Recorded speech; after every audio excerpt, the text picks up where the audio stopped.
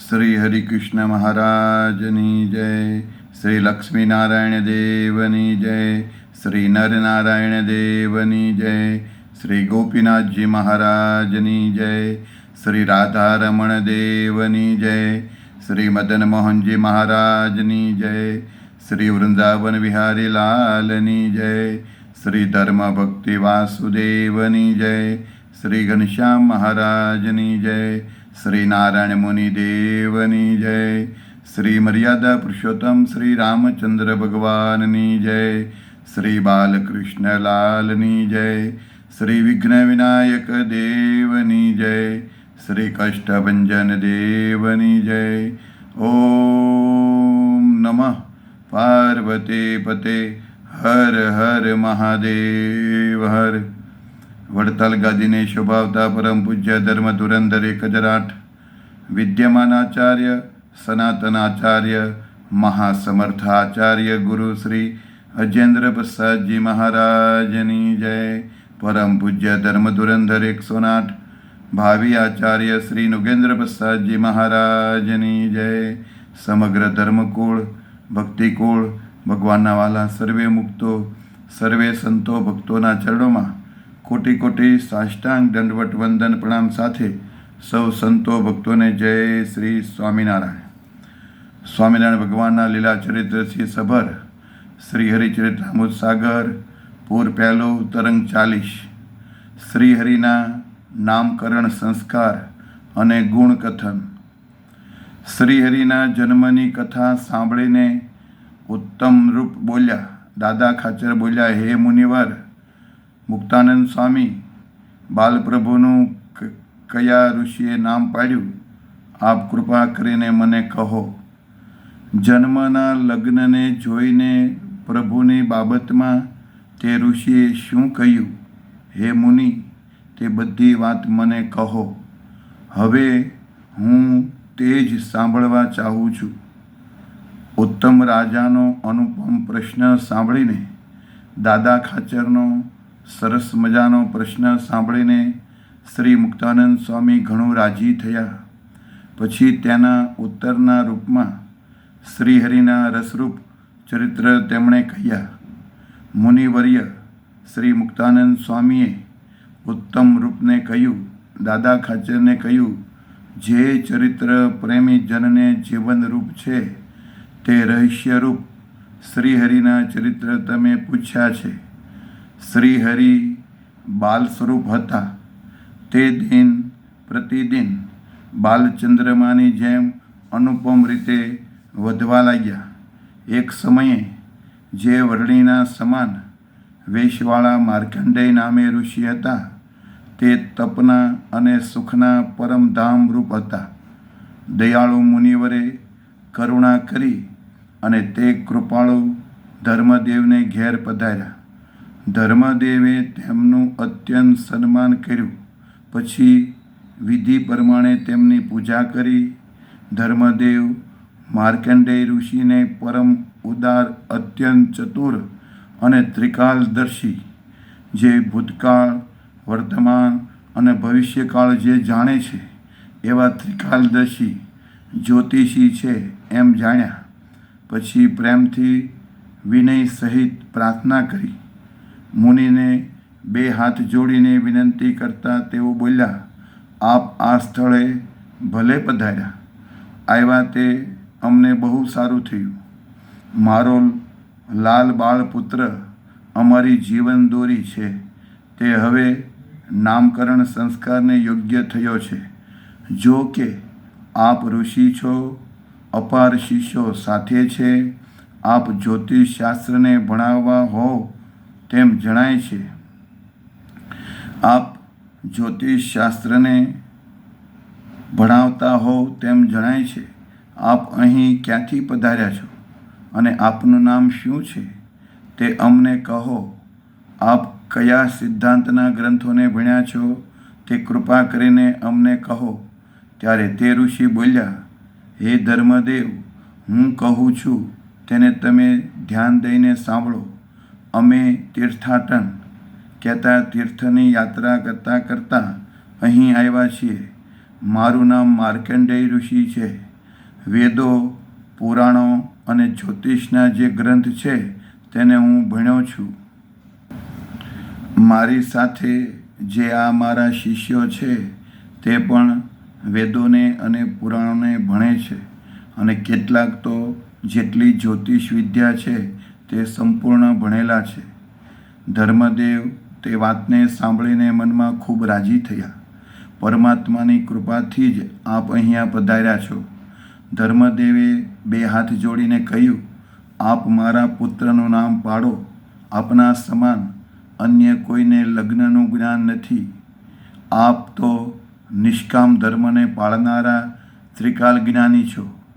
તે સાંભળીને માર્કંડેય ઋષિના મનમાં ખૂબ જ આનંદ થયો.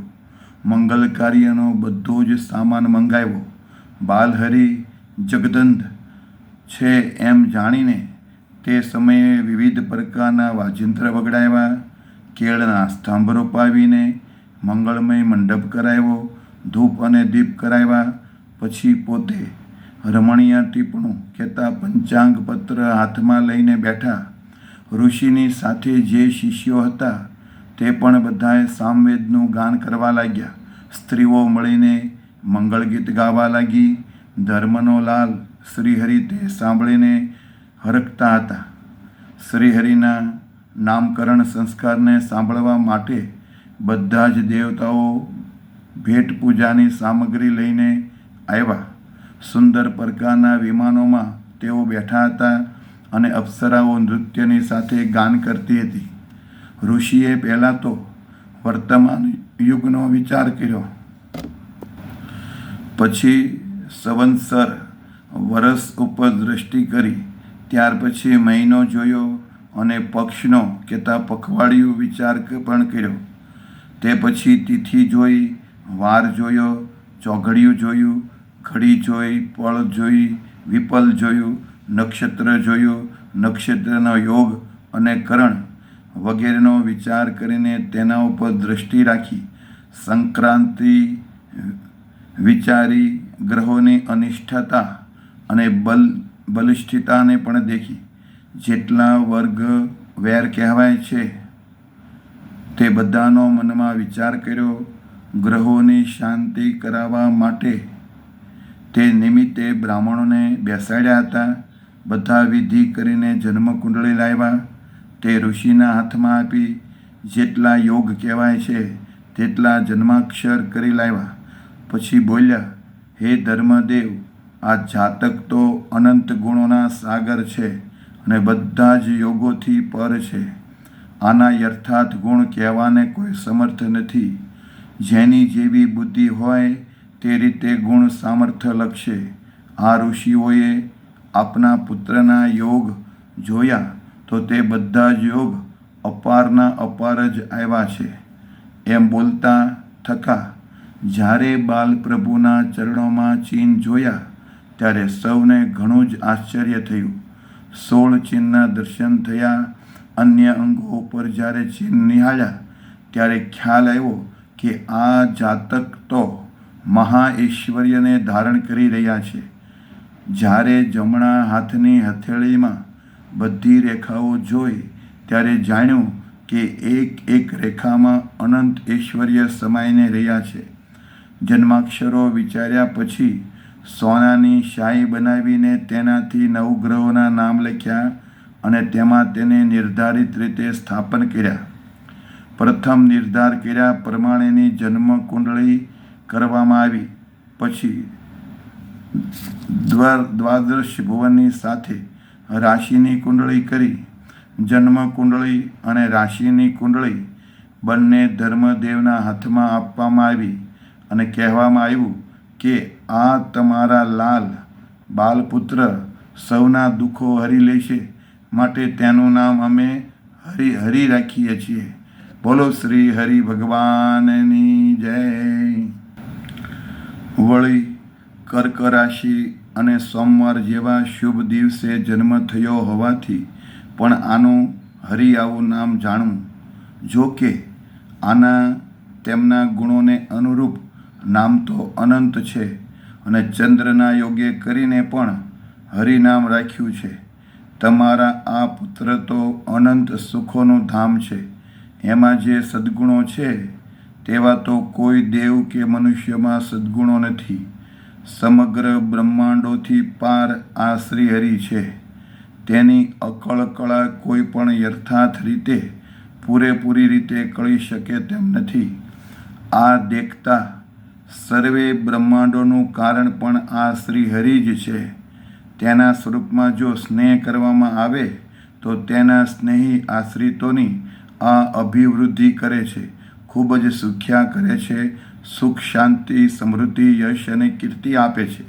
આનો જન્મ ચૈત્ર માસમાં છે, તેથી તેનું નામ કૃષ્ણ પણ થાય છે. બોલો શ્રી કૃષ્ણ ભગવાનની જય. વળી આનું સ્વરૂપ કૃષ્ણ વર્ણનું છે, તેથી પણ કૃષ્ણ આવું નામ રાખવામાં આવે છે. જે લોકો આને દેખશે તે આની મૂર્તિમાં લીન થઈ જશે. પોતાની મૂર્તિમાં લોકોના ચિત્તને જે આકર્ષણ કરે છે તેનાથી પણ કૃષ્ણ આવું નામ પ્રમાણિક ગણાય છે. હરિ અને કૃષ્ણ આવા બે નામ અલગ અલગ છે, છતાં તેને કોઈ હરિકૃષ્ણ આવા એક નામે પણ પ્રેમથી બોલાવશે તો હરિકૃષ્ણ આવું ત્રીજું નામ પણ થશે. વડતાલવાસી શ્રી હરિકૃષ્ણ મહારાજની જય. હે ધર્મદેવ, તમે મનમાં યાદ રાખજો, તપ, ત્યાગ, યોગ, ધર્મ અને જ્ઞાન એ 5 ગુણ આમાં મુખ્ય રહેશે અને તેનાથી તે મહાદેવના જેવા ગણાશે. તેથી તેનું નીલકંઠ આવું પણ નામ થાય છે. શિવજી જેવા ગુણ, શિવજી મહારાજના જેવા ગુણને લીધે તેનું નામ નીલકંઠ પણ આવું પ્રસિદ્ધ નામ થશે. આમાં ગુણ જેવા દેખાશે અને આનું કામ જેવું દેખાશે તેવા નામ રાખીને લોકો આની કીર્તિ ગાશે. આમાં જેટલા સદ્ગુણ અને સત્કર્મ મને દેખાય છે, હે ધર્મદેવ, તેટલા હું તમારી આગળ કહું છું. આ તમારા પુત્ર શાસ્ત્ર સાંભળવામાં પૃથુ ભગવાન જેવા થશે. આત્મનિવેદી ભક્તોમાં અંબરીશ રાજાના સમાન થશે અને જનક રાજાને તુલ્ય જ્ઞાની થશે. તે દેખીને જગતના લોકો તેની ખૂબ પ્રશંસા કરશે. ત્યાગ અને વૈરાગ્યમાં શુકજીજીના જેવા થશે. ભગવાનના દાસપણામાં શ્રી હનુમાનજી મહારાજના સમાન થશે અને ઈષ્ટદેવમાં એક નિષ્ઠા રાખવામાં પાર્વતીના બરાબર થશે. આવું સર્વે જગત જાણશે. શ્રી કૃષ્ણ ભગવાનની ભક્તિ કરવાના અત્યંત આગ્રહમાં તો આ પ્રહલાદના જેવા થશે. તેમજ સમગ્ર શુભ ગુણોનો સંગ્રહ કરવામાં સાગર જેવા થશે. આત્મજ્ઞાનીઓમાં કરદમ પુત્ર કપિલ ભગવાનના જેવા થશે. વળી અન્યના દોષ દેખવા નહીં પણ ગુણ દેખવા, આવી બાબતમાં તો આ તમારા પુત્ર ભગવાન દત્તાત્રેયની તુલ્ય થશે. ગુણ અનુસાર શ્રીહરિના નામ અને બાલચરિત્ર. માર્કંડેય મુનિવરે ધર્મદેવની આગળ શ્રીહરિના જે બીજા ગુણ કહ્યા તે અત્યંત શુભ છે. માર્કંડેયે કહ્યું, હે ધર્મદેવ, આ તમારા પુત્ર શાસ્ત્રમાં ભગવાનની આજ્ઞાને જોઈને તે પ્રમાણે નિર્દોષ મનવાળા થઈને જડ ભરતની જેમ વર્તન કરશે. અધર્મ સર્ગને દેખીને તો યુધિષ્ઠિરની જેમ ડરશે. દુઃખી મનુષ્યના હૃદયને દેખીને દાન આપનારામાં તો રંતિદેવ રાજાના જેવા થશે. લોકોને ભગવાનના સ્વરૂપનું જ્ઞાન કરાવવામાં તો નારદજીના સમાન થશે. ભગવાનમાં દોષ માનવા કેતા દેખવા નહીં, તેમાં તો આ જાનકી માતા, સીતા માતાના જેવા થશે. માયા અને માયાનું જે કંઈ કાર્ય છે તેમાં એક રજ જેટલી પણ કોઈ બાબત આનાથી અજાણી રહેશે નહીં. શ્રી લક્ષ્મીજીની જેમ સ્વતંત્ર રીતે શ્રી કૃષ્ણના સ્વરૂપમાં આ તલ્લીન રહેશે. ભગવાન અને ભગવાનના દ્રોહીની સાથે વર્તન કરવામાં તો અખંડપણે લક્ષ્મણજીના જેવા આ થશે. માતા જેમ પોતાના બાળકોને માટે સુખરૂપ હોય છે, તેમ સમગ્ર જીવ પ્રાણી માત્રને માટે આ તમારા પુત્ર સુખકારી થશે. ભગવાનની ચરણરજનું મહાત્મા સમજવામાં તો આ તમારા પુત્ર અક્રૂરના જેવા નિપુણ થશે. ભગવાનના પ્રિય ભક્તોમાં તો આ દ્રૌપદીજીના જેવા થશે. અંત શત્રુઓને જીતવામાં તો આ તમારા પુત્ર અર્જુન જેવા થશે. શાસ્ત્રીય જ્ઞાનના પ્રશ્ન કરવામાં અને તેના ઉત્તર આપવામાં તો આ બૃહસ્પતિના તુલ્ય થશે. ધીરજવાળાઓને મધ્યે અતિશય ધીરજ ધારવામાં તો માનો બલિરાજાના જેવા થશે. અસુરોને મોહ ઉપજાવવામાં ભગવાન વામનજીના જેવા દેખાશે. ધર્મની સૌથી ભારે રક્ષા કરશે. તેના બધા જ લક્ષણ તો તમે નિહાળી જુઓ.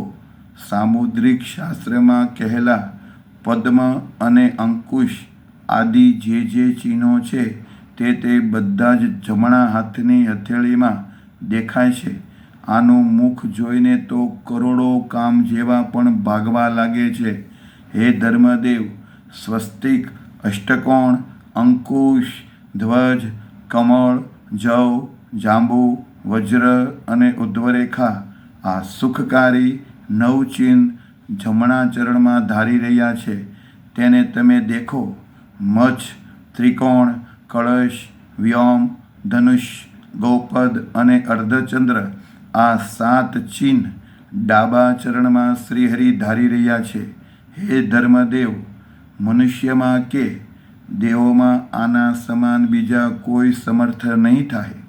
આપના આ પુત્ર જેનું કોઈ પણ શરણ ન હોય તેને શરણે રાખશે અને અભયપદનું દાન કરશે. મોટા મોટા રાજાઓ પણ આનું સન્માન કરશે. આ શ્રીહરિ અનંત લોકો પાસે કળિયુગમાં પણ સતયુગના જેવા નિયમોનું પાલન કરાવશે. આ એવા મહાબળવાન થશે કે તે તો પછીથી તમને જણાશે. જેમ દેવતાઓને અસુર સંબંધી દુઃખ આવતું ત્યારે વિષ્ણુ મદદ કરતા હતા, તેમ તમારા અનંત પ્રકારના દુઃખોને ટાળીને આ શ્રીહરિ તમારી સહાય કરશે જ. વિષ્ણુની માફક જ આ તમારા પુત્ર તમને સહાય કરશે. આવા બધા જ સદ્ગુણ તમારા પુત્રમાં રહ્યા છે. આ સિવાયના બીજા પણ અનંત સદ્ગુણો આમાં ભર્યા છે. તેને અમે પ્રત્યક્ષ દેખીએ છીએ. ચિંતામણી નાનો હોય કે મોટો હોય, બધામાં એક સમાન જ ગુણ રહ્યા હોય છે. જેવું પાત્ર તેવા ગુણ જણાય, પણ મોટા મણીમાં અધિક ગુણ અને નાના મણીમાં ન્યૂન ગુણ હોય એવું હોતું નથી. તેમ તમારા આ પુત્રમાં નાનપણથી જ બધા જ ગુણો અને સામર્થ્ય રહ્યું છે, એમ તમે જાણો. શ્રીહરિ તો સદા નિર્દોષ જ છે, પણ જેમ સ્વાતિ નક્ષત્રમાં વરસાદના જે બિંદુ પડે છે તેને જેવું પાત્ર સ્વીકારે છે તેવા ગુણ તેમાં દેખાય છે. બિંદુમાં ભેદ નથી, પરંતુ તેને ગ્રહણ કરનારા પાત્રમાં ભેદ છે. તેમ જે શ્રીહરિમાં જેવી ભાવના કરશે તેવા તેમાં ગુણ આવશે. તમારા પુત્રમાં પણ તેવા જ ગુણ છે. જેવું પાત્ર હશે તેવું તેને ફળ મળશે. માર્કંડેય ઋષિએ જ્યારે આવા વચન કહ્યા ત્યારે તે સાંભળીને ધર્મદેવ ઘણા જ ખુશી થયા. પછી ધર્મદેવે માર્કંડેય ઋષિને અપાર વસ્ત્ર, ઘરેણાં અને ખૂબ જ ધન આપ્યું અને જાત જાતનું અનાજ પણ તે સમયે ખૂબ આપ્યું. તેનાથી માર્કંડેય ઋષિ ઘણું રાજી થયા અને શ્રીહરિના દર્શન થાય આવું વિચારીને 2 દિવસ ત્યાં રહ્યા. પછી સુખદાયી માર્કંડેય ઋષિ આશીર્વાદ દઈને ત્યાંથી શિષ્યોની સાથે ચાલ્યા. તે પ્રયાગરાજ ક્ષેત્રમાં આવ્યા અને ત્યાં પ્રસન્નપણે નિત્ય શ્રીહરિનું મહાત્મ્ય કહેતા હતા. ધર્મ અને ભક્તિ પ્રસન્ન મનથી બાલ સ્વરૂપ શ્રીહરિને અનેક રીતે લાડ લડાવતા હતા. આ પ્રમાણે 4 માસ પૂરા થયા અને પવિત્ર 5મો મહિનો બેઠો, ત્યારે સારો શુભ દિવસ જોઈને ધર્મ અને ભક્તિ બંનેએ મળીને પોતાના પુત્ર શ્રી ઘનશ્યામને અત્યંત હેતથી પ્રથમવાર ભૂમિ ઉપર બેસાડ્યા. એક વિપ્રને એક બ્રાહ્મણને બોલાવ્યા. અત્યંત પ્રેમભાવથી બેસીને તેણે વરાહે સહિત વસુંધરાની પૂજા કરી અને સારો ઉત્સવ કર્યો. બ્રાહ્મણોને ખૂબ જમાડ્યા, મનગમતા ભોજન જમાડ્યા, મંગળમય વાજિંત્ર વગડાવ્યા, ભાવથી વધામણી કરી અને ચારે તરફ આનંદનું વાતાવરણ છવાઈ ગયું. તે પછી બાલ શ્રી ઘનશ્યામને 7 માસ પૂરા થયા. પછી પૂનમની તિથિ અને ગુરુવાર હતો. તે દિવસે અતિશય ઉલ્લાસના વાતાવરણમાં શ્રી ઘનશ્યામના કાન વિંધાવ્યા. ઉત્તમ પ્રકારના સોનાના ઘરેણાં અતિશય પ્રેમથી પહેરાવ્યા હતા. તે પછી આસોવદી બીજને દિવસ થોડું અન્ન ખવડાવીને અન્નપ્રાશનનો સંસ્કાર કર્યો. તે દિવસ અપાર બ્રાહ્મણોને ખૂબ જમાડ્યા. અનુપમ સારો ઉત્સવ કરાવ્યો. પછી શ્રી ઘનશ્યામની આગળ શાસ્ત્ર, સોના મહોર અને તલવાર મૂક્યા. તે સમયે સર્વના નાથ શ્રી ઘનશ્યામે શાસ્ત્ર ઉપર હાથ મૂકીને પોતાની રુચિ દેખાડી. ત્યારે ભક્તિ માતાએ પોતાના પ્યારા લાલાને છાતી સાથે ચાંપીને વિશાળ પ્રેમથી તેને ચુંબન કર્યું. તે સમયે ભક્તિ માતાએ સ્તનપાન કરાવ્યું. તે દિન પ્રતિદિન શ્રીહરિમાં અપાર હેત કરતા હતા. દયાળુ શ્રીહરિ બાળ ચરિત્ર કરતા હતા અને ચંદ્રની કળાની જેમ વધતા જતા હતા.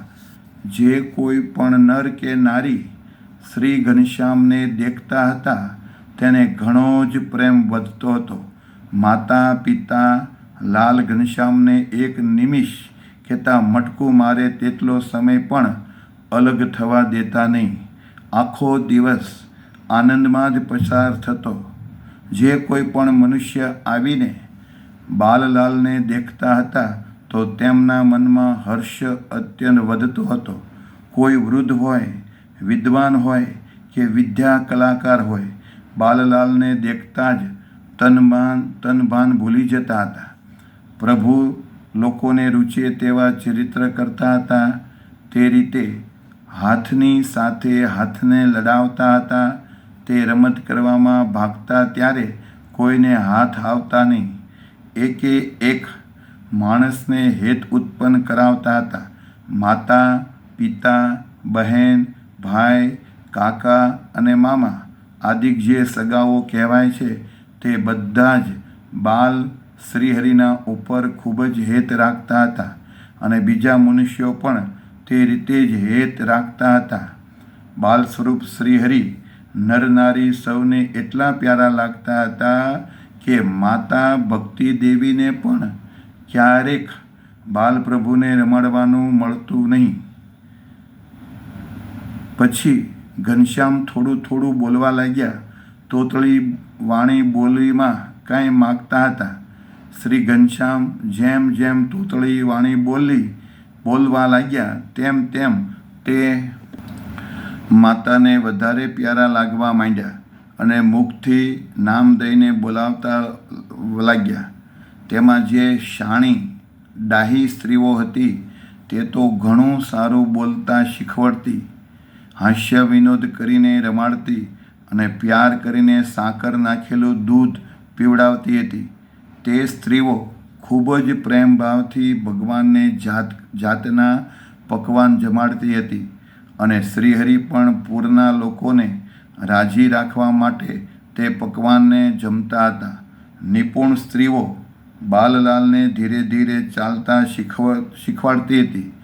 દયાળુ શ્રીહરિ ડગલે ને પગલે પડી જતા છતાં ઊભા થઈને ચાલવા લાગતા હતા. બાલ ઘનશ્યામ જ્યારે ત્યાં નીકળેલા સર્પને કે અગ્નિને દેખતા ત્યારે તેને પકડવા દોડતા. તે જોઈને માતા ભક્તિદેવી અને પિતા ધર્મદેવ તેને પરાણે રોકતા એટલે તેઓ ખૂબ રડવા લાગતા હતા. પછી તેમને ફોલાવીને છાના રાખતા અને તે પછી તેમને હસાવા જાતે રમાડતા હતા. ભક્તજનોના હિત માટે પ્રભુ અનંત અને અપાર બાળકીડા કરતા હતા કે જેનો વર્ણન કરતા પાર આવે તેમ નથી. બાલલાલ હરીશ કહેતા ગુસ્સો કરીને રડે, પળવાળમાં પડે, છતાં તેમની સર્વે લીલા અકળ જ રહેતી. ભાવિક જનના જેવા મનોરથ હોય પ્રભુ તેવી સુખદાયી લીલા કરતા હતા. અંતર્યામી પ્રભુ બધી જ વાતોને જાણતા હોય છે. જ્યારે જેવો સમય હોય ત્યારે તેવી લીલા કરતા. એમને જેવા ચરિત્ર કરતા આવડે તેવા બીજાને લેશ માત્ર પણ આવડે નહીં. આ પ્રભુ જે ચરિત્ર કરે તે બધા જ ગુણાતીત અને દિવ્ય હોય છે. તેમાંથી એકાદ ચરિત્રને પણ જો હૃદયમાં યાદ કરી રાખે તો તેને અષ્ટ આવરણથી પાર દિવ્ય અક્ષરધામમાં પહોંચાડી દે છે. નરક જેવા દુઃખોમાં પડેલો કોઈ મનુષ્ય જો તે ચરિત્રને સંભાળે છે તો તત્કાળ તે દુઃખથી તેનો ઉદ્ધાર થાય છે. મનુષ્ય જે યોનિમાં જાય ત્યાં પણ એક શ્રીહરિના ચરિત્રને જ યાદ કરવા જોઈએ. ગમે તેવું કઠોર કહેતા વિકટ બંધન હોય તો પણ તે શ્રીહરિ ચરિત્રના સ્મરણથી તત્કાળ તૂટી જાય છે. માટે જે કોઈ ભક્તજનોને નાનું મોટું દુઃખ આવ્યું હોય અથવા હાજર હોય તો શ્રીહરિ ચરિત્રને, ભગવાનના લીલા ચરિત્રને ગાવા, સાંભળવા અને બીજાને સંભળાવવા તો તમામ દુઃખ, તમામ કષ્ટ, ભય, સંકટ, રોગ, પીડા બધું ટળી જશે અને પરમ સુખને પામશો. સુખને સુખ મળશે. ભગવાન કોઈ જાતની ખામી રહેવા દેશે નહીં અને એવા જ્ઞાની બનાવશે, એવા ધર્મવાન બનાવશે, એવા ભક્તિવાન બનાવશે અને એવા વૈરાગી બનાવશે. ભગવાનને ભગવાનના સંતો ભક્તો સિવાય ક્યાંય પ્રેમ નહીં રહે. એવા ભગવાન વૈરાગી બનાવશે અને એવા જ્ઞાની સમજણવાળા બનાવશે. એટલે આપણેથી ભૂલ કરવી હોય તોય નહીં થાય. કેમ કે ભગવાનની કૃપા થાય ને તો કોઈ પણ જાતની પછી ભૂલ થતી નથી. પણ અહંકાર નહીં આવવા દેવાનો. જો અહંકાર, માન, ગર્વ, અભિમાન આવી ગયું તો ભગવાન જરૂર હેઠા પાડે. માટે શ્રીહરિ ચરિત્રના સ્મરણથી તત્કાળ ગમે તેવું દુઃખ હોય, કષ્ટ હોય, ભય હોય, સંકટ હોય, રોગ હોય, પીડા હોય બધોય નાશ પામી જાય છે. આવો અપાર લાભ શ્રી હરિચરિત્રને સંભાળવામાં છે. પણ તેના મહાત્મ્યની ગમાર લોકોને ખબર પડતી નથી. અજ્ઞાની ગમાર મનુષ્ય કદાચ શ્રીહરિની સાથે રહેતો હોય તો પણ ક્યારેય તેનો ઉદ્ધાર થતો નથી. કારણ કે તે સાધનનો મહિમા વધારે માને છે પણ શ્રીહરિના મહિમાને તેવા વધારે માનતો નથી. શ્રીહરિના વચનની સર્વોપરિતા અથવા તો શ્રીહરિના મહિમાની ઓથે ધર્મનો ત્યાગ કરે કાં તો ધર્મના મહિમાની ઓથ લઈને અધર્મમાં ચાલે છે તે બંને અધર્મી છે એમ માનવું. ધર્મ બે પ્રકારના છે, એક શુદ્ધ અને બીજો મલિન.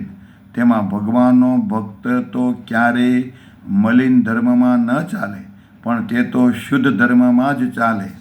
ભગવાન કો રખી મુખ તેહી જો ચલે ધર્મ માહી સો પાવે અતિ સુખ તેહી દુઃખ કો જામે ન લેશ કબહુ. ભગવાનને મુખ્ય રાખીને જે ધર્મમાં ચાલે છે તે અતિશય સુખને પામે છે. તેને ક્યારેય લેશ માત્ર પણ દુઃખ આવતું નથી.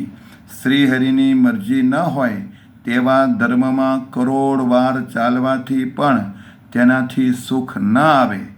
માટે પ્રગટ શ્રીહરિના વચન વિના સર્વને દુઃખમય જોઈને એક શ્રીહરિના વચનને પ્રમાણિક રીતે સ્વીકારવું. હરિ કે વચન હોય દુઃખ અનંતા સો અંત્ય અતિ સુખ કરંતા. હરિ વચન વિન સુખ હોય કોટી તામે આપદા આવહી મોટી. હરિનું વચન પાળતા કદાચ જાજુ દુઃખ દેખાતું હોય તો પણ અંતે જાતા તે અત્યંત સુખકારી જ હોય છે. એ સુખકારી જ થાય છે. અને શ્રી હરિના આજ્ઞા વચન સિવાયનું સુખ કદાચ કરોડ ગણું સારું હોય તો પણ અંતે તો તેમાં મોટી આપત્તિ આવે છે, મોટું દુઃખ આવે છે. ભગવાનના ભક્તને તેમના વચનમાં રહેવું એ જ સિદ્ધાંત છે. હું કીધું? ભગવાનના સંતો ભક્તોને ભગવાનની આજ્ઞામાં વચનમાં રહેવું એ જ સિદ્ધાંત છે. અને જે આજ્ઞા લોપે એ સિદ્ધાંતથી બહાર છે અને તેને લીધે જ તે સૌથી અધિક ગણાય છે. ભક્ત ભગવાનના વચનમાં જ પરથી પણ પર અર્થાત સર્વોપરી સુખને માને છે. જે ભગવાનથી વિમુખ છે તેને હરિ વચનમાં રહેવું તે વાત ક્યારેય રૂચતી નથી. એને ભગવાનની વાત ક્યારેય ગમતી નથી. જે ભગવાનથી વિમુખ છે તેની વાત છે. તેથી તે બધા જ કાયમ ભગવાનથી વિમુખ જ રહે છે. ભગવાન વિના કદાચ અપાર સુખ મળતું હોય તો પણ તેને ભગવાનનો ભક્ત સારું માનતો નથી. ભગવાનના વચન સિવાયના પાતાળથી લઈને પ્રકૃતિ પુરુષ સુધીના સર્વે સુખ છે તે સપનાના જેવા તુચ્છ, સામાન્ય અને ક્ષણિક છે. તે સુખમાં ભગવાનનો ભક્ત ભૂલો પડતો નથી. હવે ફરીને શ્રીહરિના ચરિત્રને કહું છું. ચરિત્ર સાંભળવાથી બુદ્ધિ એક સરખી રહે છે. બાલ શ્રી ઘનશ્યામને જ્યારે ઘરનો ઉંબરો ઓળંગવો હોય ત્યારે તેના ઉપર ચડતા ઘણી વખત ગલોટિયું ખાઈ પડી જતા હતા. બાલપ્રભુ ઘરમાં ગોઠણભણ ચાલતા તો ક્યારેક ગોઠણને ટેકો દઈને ઊભા રહેતા હતા. સૌથી પાર મહાપુરુષ અને તેથી પાર અક્ષર બ્રહ્મથી પણ પર શ્રીહરિ અપાર સમર્થ છે. છતાં તેઓ લીલા કરીને અસમર્થતા દેખાડતા હતા. જેટલા દેવોને અસુર કહેવાય છે, ભૂત, પ્રેત, દનુજ, દૈત્ય, રાક્ષસ, રાક્ષસીઓ, યક્ષ વગેરે પણ જેટલા જ કહેવાય છે તે બધા જ જેના ભયથી થરથર ધ્રુજતા હોય છે, બહુ ડરે છે ભગવાનના મહાપ્રતાપથી. અનંત બ્રહ્માંડોના જે ભોગ છે તે બધાને કાળ એક પલકવારમાં જ ગળી જાય છે. અને જે અનંત બ્રહ્માંડ કહેવાય છે તે બધા જ કાળનો એક ગ્રાસ કહેતા કોળિયો જ થાય છે. આવો કાળ જે મહાન કહેવાય છે તે પણ શ્રીહરિથી થર કંપે છે, ડરે છે, બીવે છે, પરસેવો વળી જાય છે. આવા ધર્મના લાલ બાલ સ્વરૂપ શ્રીહરિ બાલચરિત્ર કરતા હતા. તે ચરિત્ર અત્યંત આશ્ચર્યરૂપ છે અને પરમ અનુપમ છે. તે હું તમારી આગળ કહું છું. ક્યારેક ઘણું કોટી ઘણું દુઃખ પડે તો પણ તે બાલપ્રભુ હાસ્ય વિનોદ કરતા રહેતા. ક્યારેય રડે નહીં, સદા પ્રસન્ન હોય, હરખ સાથે મીઠા મીઠા વચન જ બોલતા. દૂધ, સાકર ક્યારેક પીવે, ક્યારેક ન પીવે, અણઇચ્છાએ માગી પણ લેતા. ખાવાનું, વસ્ત્ર અને ઘરેણાંનો મનથી ત્યાગ રાખતા. ટાઢ, તડકો કે વરસાદ